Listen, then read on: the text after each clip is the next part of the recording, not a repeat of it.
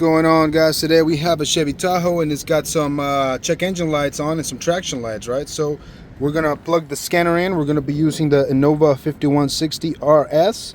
We're going to test the ABS. So 2014 Chevy Tahoe, yes, that's it.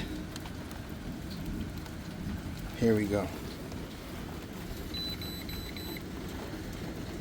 Right rear wheel speed sensor circuit. That is the only circuit it has. So this speed sensor is going to make your ABS and traction light come on, and they both will stay on until you replace that sensor.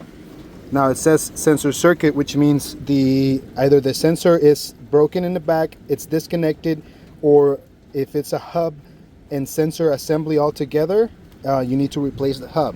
All right, so the next step would be to go and look at the right rear wheel and find out what's going on. All right, guys, this is what the wheel speed sensor will look like. It's going to be in the back of your wheel with a little screw right there, and it's going to connect to a connector on the right rear of your wheel. This will cause your ABS and traction lights to come on.